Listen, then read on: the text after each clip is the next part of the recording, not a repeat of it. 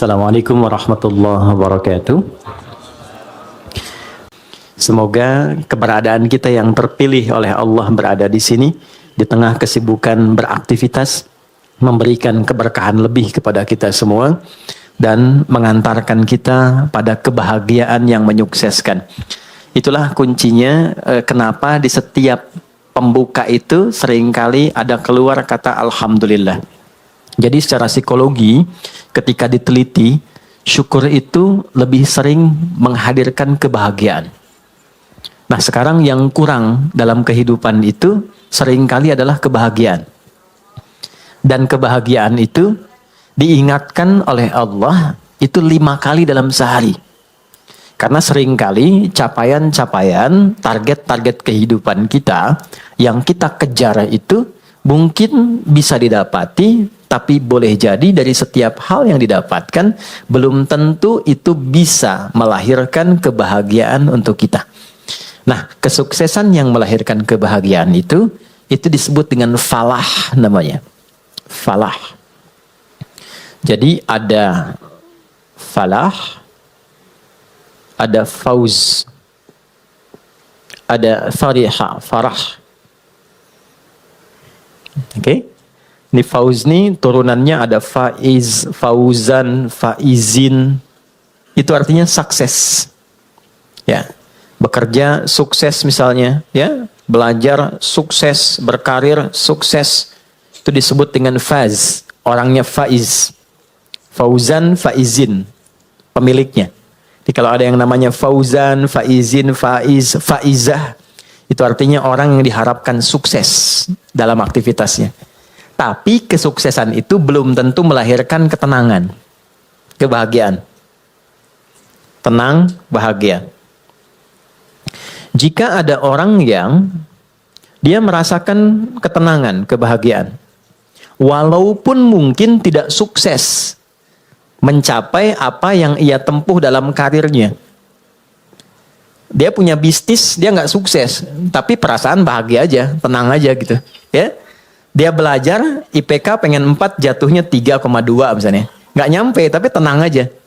Ya, sukses yang belum tentu didapatkan dari kebahagiaan. Farah namanya. Sifatnya Farhan. Farah Queen, jangan Muhammad Farhan. Itu.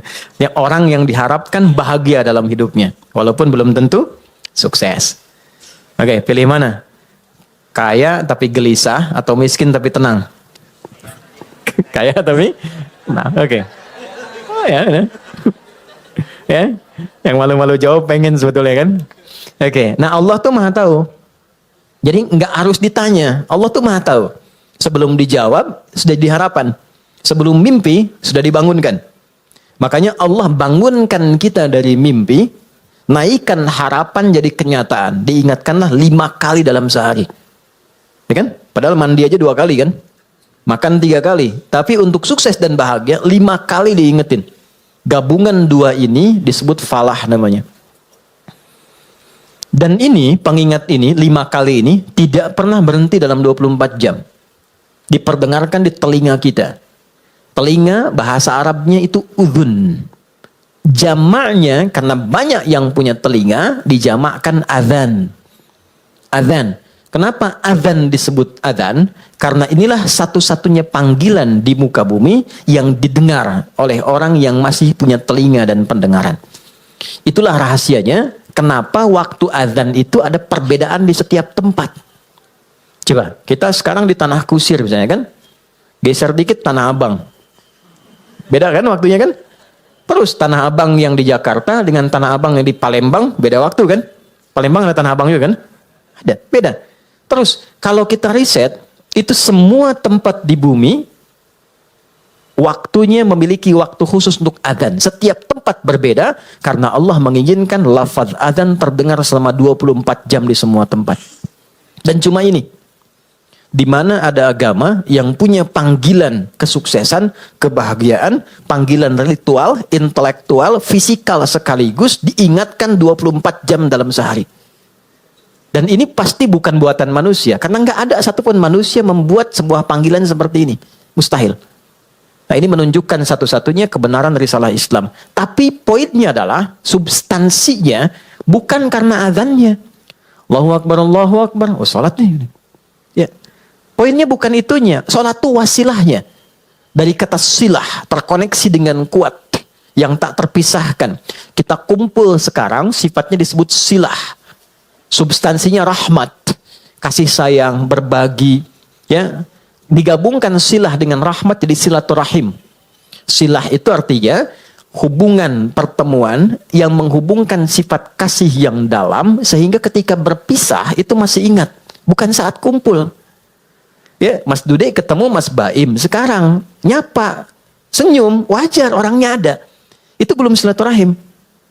Nanti ketika terpisah masih ingat tuh. Masih mengingatkan, masih WA, masih doain. Ya, masih punya harapan yang bagus, gitu kan? Nah, itu namanya silaturahim. Jadi silaturahim itu nampaknya bukan saat kumpulnya, saat pisahnya.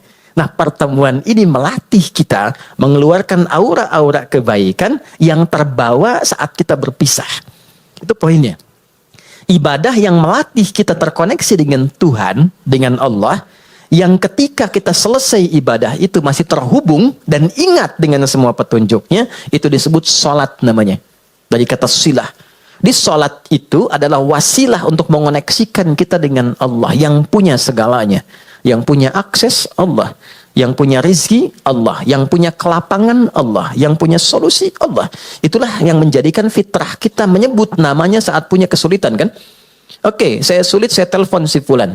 Saya miss call si fulan, nggak terangkat. Walaupun saya sering telepon dia, WA dia, bikin status tentang dia. Ketika punya kesulitan dia nggak jawab. Yang terakhir harapannya siapa? Ya, miss call saya terhadap Allah. Khairai yarah. May ya'mal mithqala dzarratin khairai yarah. Maka diberikan, ya Allah gimana cara saya terkoneksi dengan engkau? Allah ajarkan lewat sholat. Nah, sholat itu hakikatnya adalah wasilah yang mengantarkan kita pada pemberian Allah. Pemberian itu 5 nanti. Makanya sholatnya kenapa 5 waktu? Karena 5 ini yang kita butuhkan dalam kehidupan. Dan puncak yang 5 ini adalah falah. Falah. Ketenangan kita butuhkan. Makanya di rumah tangga kan yang pertama tenang dulu, sakinah. Mawadah itu nyusul setelah sakinah. Mawadah itu kan harta yang berlimpah yang membuat kita nyaman beraktivitas. Ya kan? Mau jalan ada kendaraan, di rumah mau ke toilet nyaman, mau sholat enak, mau tidur enak, itu mawaddah namanya. Tapi mawaddah tanpa sakinah hampa. Dan sholat faidah pertamanya adalah melahirkan ketenangan. Makanya orang itu kalau sholat yang didapatkan pertama itu bukan jawaban doa, tapi tenang. Saya ulang ya, orang kalau sholat kan doa kan, dalam ruku doa, dalam sujud doa, berdiri dia berdoa. Tapi yang Allah berikan pertama kali bukan jawaban doanya. Yang Allah berikan pertama kali adalah ketenangan yang dihunjamkan pada jiwanya. Makanya baru wudhu aja, aura kita sudah berbeda. Nanti baru berdiri ke tempat sholat saja, rasa sudah lain. Begitu mulai bertakbir, ketenangan hadir. Walaupun kadarnya beda-beda, tapi kita tidak bisa tolak bahwa ada ketenangan berbeda yang kita rasakan gelombangnya saat sholat yang tidak dirasakan di tempat lain. Ya, makanya tempat sholatnya disebut musolla. Musolla itu tempat sholat. Tapi nggak pakai hak di ujungnya ya. Ya, musolla. Gini, musolla. Ini, ya, atau tulisnya musolla. Gini. Ya, kalau pakai hak, musallah begini, tempat orang disolatkan. Oh, oke. Okay. Anda bikin di sini musallah, tempat disolatkan tuh. Ya. Oke, okay? Musallah, tempat sujudnya, di situ kita sujud, kalau diperluas namanya masjid. Masjid itu tempat sholat, intinya kan begitu kan? Coba, masuk masjid dengan masuk rumah sendiri, masuk masjid dengan masuk ruangan kerja, lain nggak rasanya? Ada ketenangan tersendiri kan? Ya kan? Ada gelombang yang berbeda ya? Ya? Kenapa? Karena di dalamnya ada amalan pokok sholat. Tempatnya aja udah beda. Masuk tenang, sholat 2 rakaat, duduk, belum ngapa-ngapain. Bisa ngantuk Pak saking tenangnya. Tidur aja kan? Oke, itulah ketenangan yang Allah berikan pertama kali. Ya? Kenapa kita sholat? Karena Allah menginginkan kebahagiaan lekat dalam hidup kita. Baru setelahnya 4 yang lain. Ada jawaban dari doa. Kalau benar sholatnya karena kita terkoneksi dengan yang punya segalanya, Yang mustahil pun menurut manusia, itu tidak ada batas menurut Allah. Ya, tidak ada batas menurut Allah. Banyak kisah viral dalam Al-Quran tentang permohonan yang dipanjatkan dalam sholat untuk mengabulkan persoalan-persoalan yang rumit menurut manusia. Contoh, Nabi Zakaria, pernah dengar ya? Baik ya, Nabi Zakaria, istrinya namanya Eliasobat. Dalam bahasa Latin disebut Elizabeth. Elizabeth itu nama genealogi ke atasnya Eliasobat, istrinya Nabi Zakaria.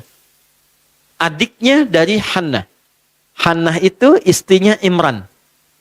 Imran dengan Hannah menikah, kemudian mengandung Hannah, Maryam. Dalam kandungan Imran meninggal. Nanti Hannah melahirkan Maryam, Maryam nanti Bunda Maria melahirkan Isa alaihissalam. Oke. Maryam punya tempat khusus untuk ibadah, diberi nama mihrab. Salatnya di situ. Salat di situ. Maka di dalam salat itu tempat menjadi berkah. Secara singkatnya Nabi Zakaria mencoba menunaikan salat di tempat itu. Dalam salatnya minta sama Allah, berdoa. Doanya apa? Doa memohon supaya istrinya diberikan oleh Allah karunia bisa mengandung dan melahirkan keturunan. Maaf, vonisnya pada masa itu dipandang monofos dan mandul, tidak mungkin punya keturunan. Perhatikan, karena dalam sholat konektivitasnya pada Allah yang tidak punya batas dalam pemberian. Anda minta pada manusia, punya keterbatasan. Maaf, pandangannya terbatas, semakin jauh tak terlihat. Pendengarannya terbatas, semakin frekuensinya tinggi atau paling rendah, tidak terdengar. Akalnya pun terbatas. Maka jangan selalu semua hal harus rasional. Karena sepanjang punya sifat kemanusiaan, pasti terbatas. Kenapa pendengaran terbatas? Pandangan terbatas, akalnya nggak mau terbatas, itu yang salah. Oke, ketika semua terbatas, kita harus minta pada yang tidak punya batas. Tuhan, Allah. Makanya kalau mentok tuh pasti yang disebut Allah kan? Kalau mentok tuh pasti Allah. Kenapa? Karena kita sadar, fitrah kita menuntun, cuma ini yang tidak punya batas. Nah, Allah punya 90 sifat, 99 sifat pemberian. Allah punya 99 sifat pemberian, disebut dengan Asmaul Husna. Quran surah 17 di ayat 110. 99 ini adalah nama khusus sesuai dengan kebutuhan kita. Jadi nggak harus semua dibaca. Butuh rizki, sebut Ya Allah, Ya Razak. Butuh ilmu, Ya Allah, Ya Alim. Punya masalah, pengen solusi, Ya Allah, Ya Fattah. Pengen kesabaran ditambah, Ya Allah, Ya Sabar. 99. Qulid Allah, sebut namaku, kata Allah. Awid Ar-Rahman, kalau sedang dalam lukanya sebut Ya Rahman yang maha lembut, yang maha kasih. Engkau yang memilih aku jadi hambamu. Engkau yang mengasihiku. Ya Allah, dengan kelembutan dan kasihmu tuntaskan masalahku. Rahman. Ayyamma tad'u, tapi kalau engkau tahu, falahul asma'ul husna. Pilih nama sesuai kebutuhanmu. Maka Nabi Zakaria memilih satu nama Allah sesuai dengan sifat yang dibutuhkan. Wahhab. Pemberi tanpa batas. Karena orang mengatakan ada batasan, maka dipilih nama ini tanpa batas. Kalau meminta dengan nama, sebut ujungnya hab. Makanya sering kita minta, Rabbana hab lana min azwajina. Karena beliau khusus minta ya untuk dirinya, untuk istrinya, maka beliau katakan, Rabbi habli. Kan? Hunalika da'a Zakaria Rabbah, qala Rabbi habli min ladunka dzurriyyatan thayyibah, innaka sami'ud du'a. Itu ada di Ali Imran di ayat yang ke-38. Ya Allah, mereka mengatakan dan memvonis aku dan istriku tak mungkin punya keturunan. Maka dalam sholatku ini aku terkoneksi denganmu, aku minta padamu yang tidak punya batas dalam pemberian. Ini. Apa yang terjadi? Innaka sami'ud du'a. Ya Allah, engkau pasti dengar doaku. Perhatikan kalimatnya, dalam sekali. Nanti kalau berdoa, sisipkan rasa ini. Di Allah tuh sangat cepat menjawab pada doa-doa yang disifati dengan rasa yang dalam. Ya Allah, engkau pasti mendengar doaku. Kalau pada yang maha mendengar tidak terkabulkan juga, kepada siapa lagi aku mesti memohon? Gitu ya? Oke? Ya Allah, engkau yang titipkan dia kepadaku. Engkau yang jadikan dia sebagai anakku. Engkau yang jadikan dia sebagai pasanganku. Engkau yang titipkan dia bukan kepada yang lain. Ya Allah, engkau yang menciptakannya. Engkau yang mengarahkannya, maka mohon dengan segala keagunganmu ya Allah, jadikan kami orang-orang yang engkau ridhai. Rubah kami menjadi lebih baik. lebih lembut, lebih damai, lebih tenang. Kalau dengan permohonan dan air mata aku tumpahkan belum juga terkabul, maka tunjukkan kepadaku saat ini dengan cara apa lagi bisa aku memohon padamu. Itu. Saya sering mengambil rasa itu dalam diri itu. Dan itu cepat, kadang-kadang belum minta sudah diberikan. Ya. Dan di Quran banyak, apa yang terjadi? Fanadatul malaikah. Kalau doanya benar, turun malaikat langsung menyampaikan. Wa huwa qa'imu yusalli fil mihrab. Sedangkan beliau masih terkoneksi dalam sholatnya. Jadi sholat, selain memberikan ketenangan, itu juga mempercepat terkabulnya doa. Doa yang bagaimana yang cepat dikabulkan? Yang didahului dengan ketenangan. Tenang dalam sholat disebut tumakninah. Makanya sholatnya jangan seperti dikejar proyek. Karena proyek sholat itu proyek akhirat, bukan dunia. Ketika teman-teman membawa sifat akhirat ke dunia, maka merendahkan akhirat dengan dunia. Itu poinnya, itu yang menjadikan doa sulit dijawab. Bawa ke urusan akhirat, tepikan dunia. Itulah di awal jumpa kita katakan kenapa tangannya diangkat ke belakang begini, buang urusan dunia ke belakang. Karena yang kita kerjakan sekarang urusan akhirat. Itu hikmahnya, buang urusan dunia ke belakang. Problemnya ketika takbir dunia masih di bawah. Allahu Akbar. Aduh, konten belum jadi nih. Sepatu ketinggalan nih, gitu kan? Aduh, di mana tadi nyimpen kendaraan, kan? Masuk. Padahal kata Nabi sederhana, buang urusan dunia ke belakang.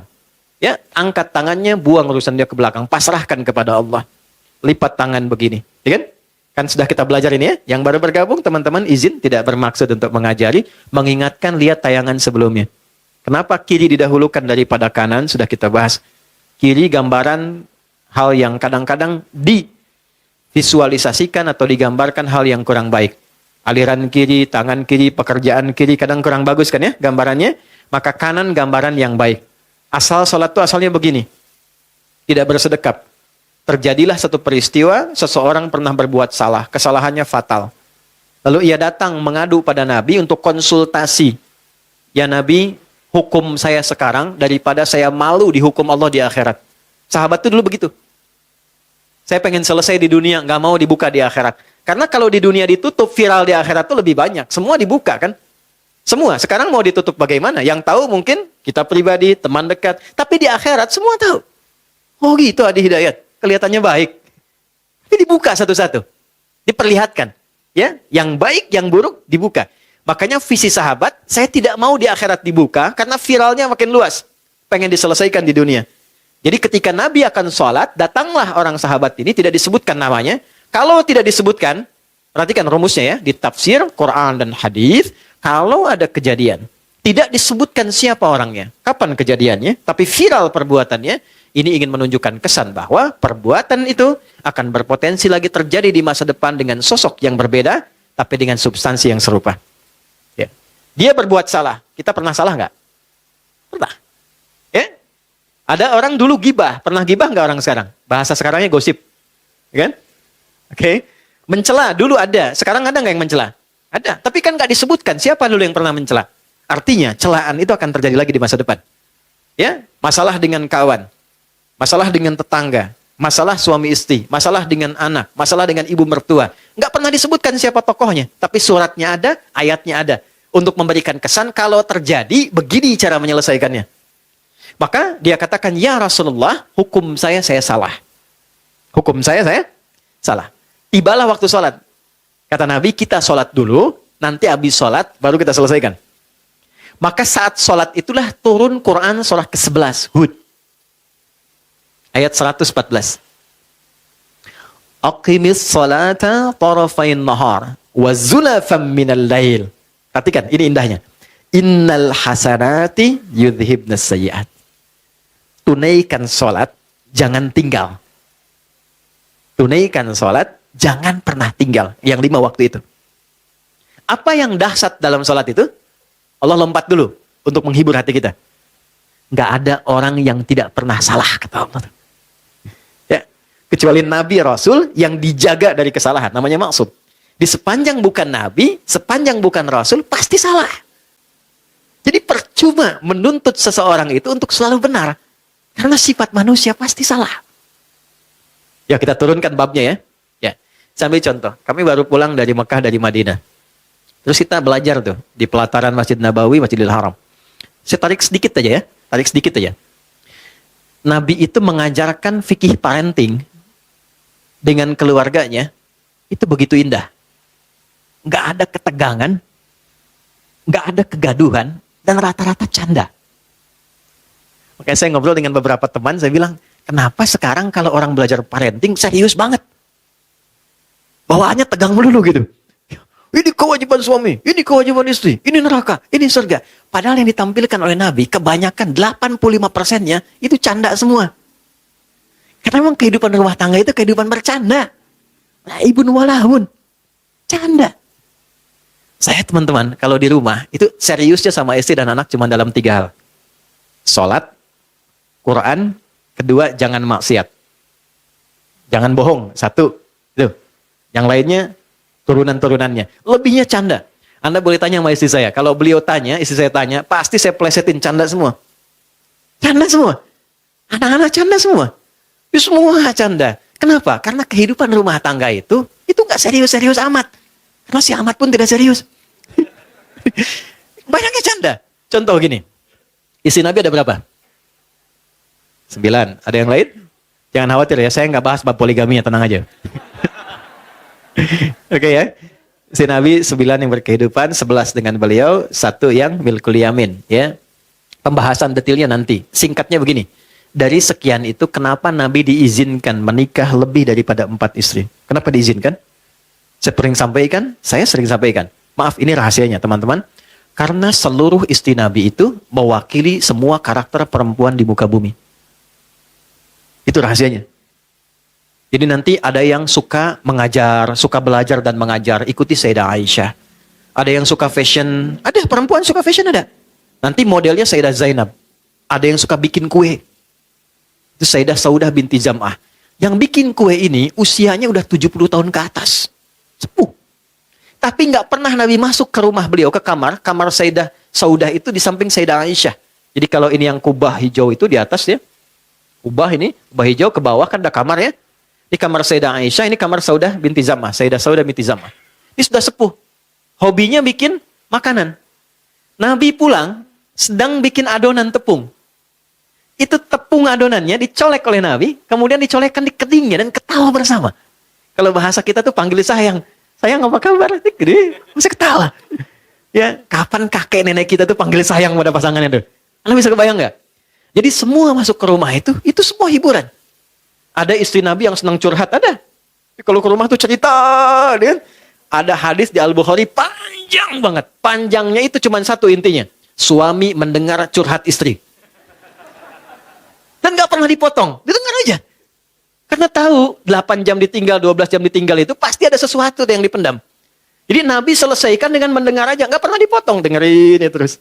Ya. Istri kan prinsipnya cuma satu. Ya. Gak pernah menginginkan suami merasa benar. Gak pernah berharap begitu. Cuman tolong pahami, merasa bersalahlah sekali gitu ya. Gitu ya. Gak apa-apa, dengerin. Itu ada hadis di Al-Bukhari panjang, dengarkan. Jadi ternyata begitu keluar cerita itu, itulah sakinah. Tenang gitu. Nah itu fikih sederhana dan dalam dengar itu canda. Kadang dialog, kadang canda. Makanya kehidupannya itu yang harmoni yang kita dapatkan. Gak terlalu serius. Nah itu yang saya maksudkan, hal-hal yang kita bisa tampilkan dalam Al-Quran, dan kuncinya di mana? Sholat. Makanya semua kisah viral dari istri Nabi itu selalu menyoroti sholatnya Nabi. Itu poinnya. Di sholat tuh bikin tenang. Sholat bikin bahagia. Sholat bikin terkabulnya doa. Gitu. Bukan cuma es krim. Ustaz punya hadiah nanti. Boleh. Gini Ustaz punya hadiah.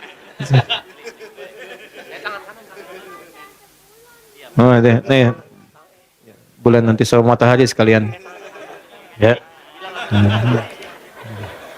Ganti ya. Iya. Nanti sama Tante Bulan bilang sama Om Matahari sekalian. Gimana? Alhamdulillah. Ya, alhamdulillah. Anak gak jauh dari bapaknya.